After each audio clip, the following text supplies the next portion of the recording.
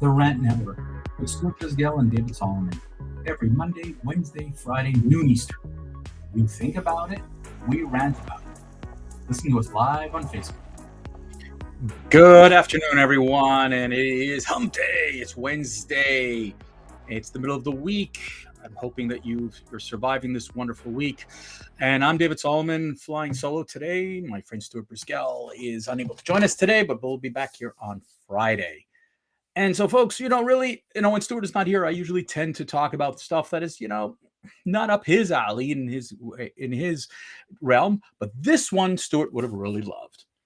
So, in case you are, following politics around the world, since COVID has began, many leaders have found themselves in the enviable position of declaring emergency powers in their local country and taking control. Democracy was at question for a lot of these countries, and a lot of people were beginning to wonder whether or not they wield too much power, whether or not that some of these leaders, the power has gotten to their head.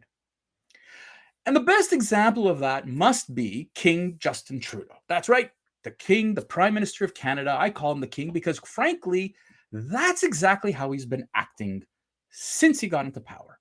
That he believes that democracy, not as important. He could do whatever he wants. We've seen how he's acted with all of the controversies and the scandals that he's gotten away with. Apologized, yes, but what the heck?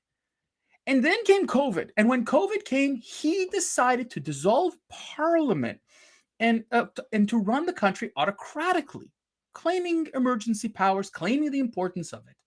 He completely shredded his predecessor, conservative Prime Minister, Mr. Harper. Stephen Harper wanted to do that, and Trudeau absolutely called him out, said it is not democratic. But of course, it's the do as I say, not as I do, Justin Trudeau. And he did that, and for 2 years, that is how he has run. He has run the country as a megalomaniac, as a dictator. Now, it's the old wolf in sheep's clothing. He looks great. He sounds wonderful. He talks well. He goes to talk about the people of Ukraine and cries. He's a crier. He's a drama teacher. By the way, he is a drama teacher. He's great at that.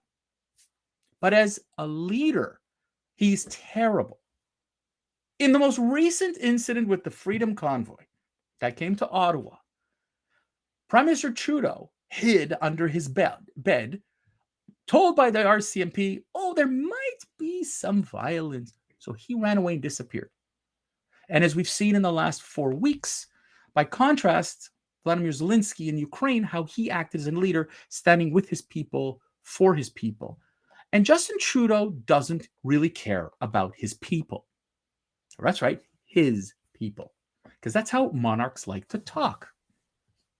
So this regent decided that he is in trouble. What's the latest problem? The Conservatives in Canada are about to have a leadership race. There will be a new leader in place within 6 months on the Conservative side. And there are two very solid, very powerful candidates. Pierre Poilievre from Ottawa and Jean Charest from Montreal. Poilievre was a young stud, ready to rock and roll. Jean Charest is a seasoned, grizzled vet who's ready to rock and roll, let alone other leaders who are trying to get into the leadership. But those are your two frontrunners, and those are powerful people. In all likelihood, Justin Trudeau wet his bed, had to change his diaper, and realized, what can he do to ensure that his minority government doesn't get toppled within the next 12 months? Because in the last election last fall, Justin Trudeau only got a minority. He called an election, and there was no change in the way Canada was put together. And now he is at the risk that within a year, there will be an election if he doesn't do something. So what do all great monarchs do? All right? To protect themselves from being knocked out of power, they forge alliances. What does Justin Trudeau do yesterday? He announces a deal with the Socialist New Democratic Party of Canada so he could stay in power for 3 more years. That's right. Justin Trudeau made a deal with socialists in order to stay in power. What does it mean? Simply put, Justin Trudeau decided on his own that he'll make a deal with people where he's going to spend money willy-nilly so he could stay in power. So Jagmeet Singh, the leader of the NDP, has become a very powerful man all of a sudden. He is all of a sudden telling Justin, oh, you want my vote? You want my party's vote so that you don't lose? This is what we want. And he had a series of policies that he demanded from Trudeau, and Trudeau absolutely said, yes. Dental care for young children, very important, agreed. Sounds like a great policy, right? 10-day leave for federal workers. Take it or leave it, I'm not sure where it goes. But the idea here is that the NDP is a spending party, not a party that cares about the economics, not a party that's caring about inflation, not a party that's caring about the poor Canadians that are suffering. They'll tell you opposite. That's not true because they don't care that there's a spend. Government should just spend. There's no fiscal responsibility. Justin loves it. Spend, you get a vote. He paid people to stay home. He got votes. So, of course, the NDP makes sense as a party in terms of a partnership, right? But here's a question for you. The most important part, according to Justin Trudeau, is the environment. The environment has been on the forefront. He's criticized the Conservatives. He's criticized other parties for not being in favor of the environment. And you would think that the NDP, this socialist party, the party of the left, is coming in with demands about the environment. And instead, what they came up with was the biggest fluff shit you could possibly imagine. Rather than come up with a program, rather than come up with a policy, rather than come up with a strategy, rather than come up with a plan, even their biggest supporters said this was the biggest hunk of crap they've heard. There was no substance. There was no plan. There was, yes, we're going to take more time and we're going to invest more efforts in ensuring that by 2030, we're going to be better at the environment. What a load of crap. So dental care for young children, yep, check. Federal workers getting 10 days off work, check. But the environment? So-called hot topic election for the last few elections? No.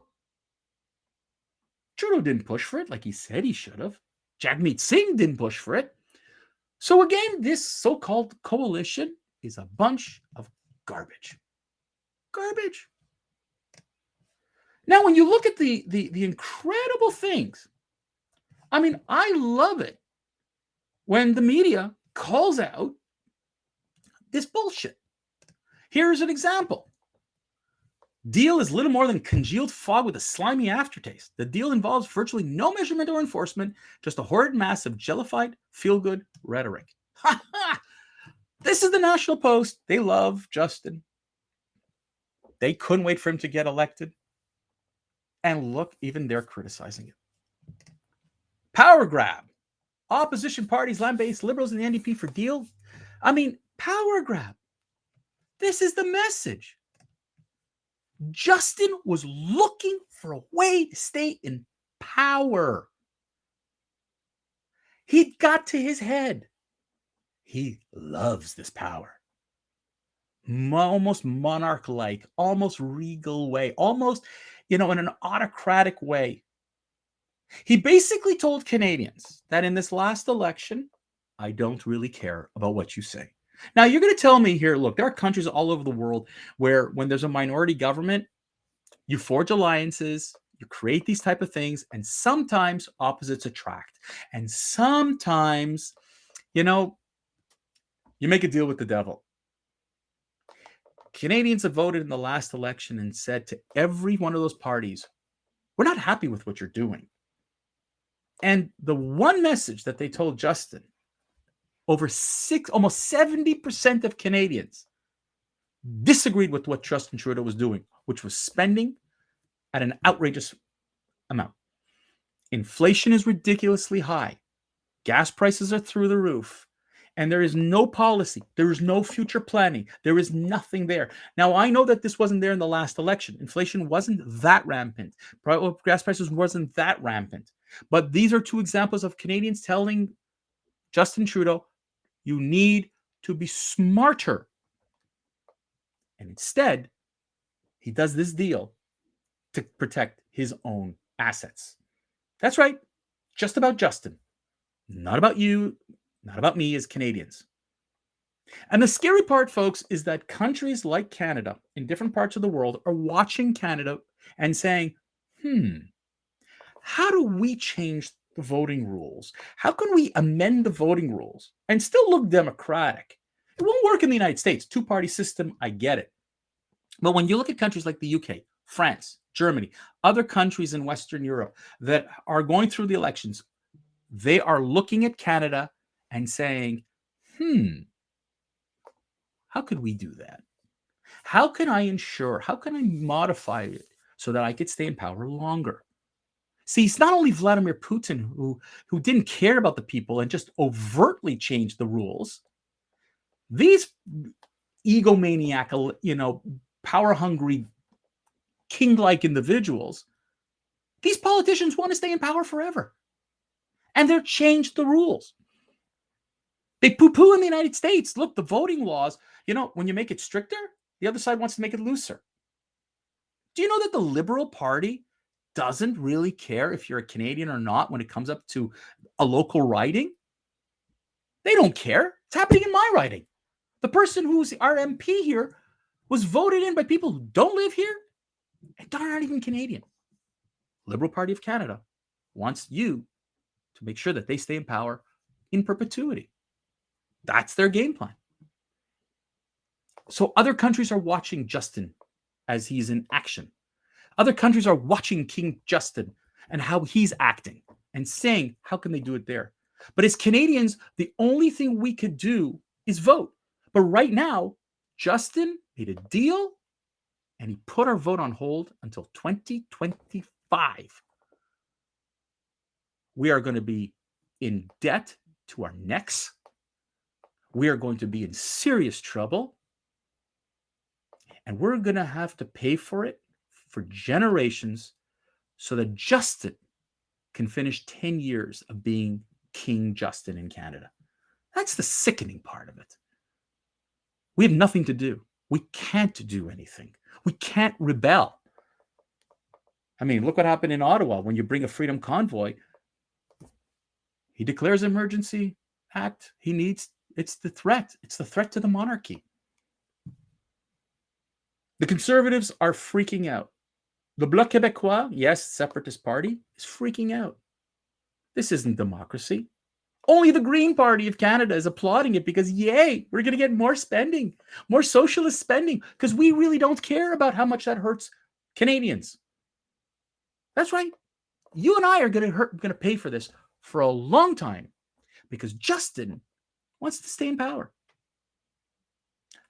You don't believe me? The Quebec premier yesterday and the finance minister is going to pay every Quebecer $500 if they earn under $100,000 of net income. Where do you think Legault learned that from? King Justin. See, Legault is watching Justin and saying, so that's how you stay king. I'll be king here. You could say that all politicians want to stay in power forever, and you're absolutely right. They want to stay in power. But the respect to democracy is gone. These leaders, thanks to Justin, are watching democracy erode. You hear in the United States that statement, like, oh, we're eroding democracy because we want stricter voting rules. And here we want less rules. Loose goose, no problem. Whatever you want. What's better, folks? What do you think we're going to be like here in 3 years? Now, the NDP is saying, no, I could still vote against if you don't agree with me. Really? Let's see that happen in the next 3 years. Are we going to go to an election, or are we stuck with the monarchy for the next 3.5 years? I hope not. Ladies and gentlemen, thank you so much for listening in today. It's Wednesday. Friday, Stuart will be back, and we look forward to catching up with you then. Stay well, stay safe, and we look forward to hearing from you. Please check us out on therentnetwork.com. Check us out on our Facebook page, our Rumble page, our YouTube page. Share. Go to Buzzsprout. Go to Apple iTunes. Go to everywhere you listen to podcasts. We're all over the place, and we're growing globally. Spread the love. Spread the word. Take care. We'll see you on Friday.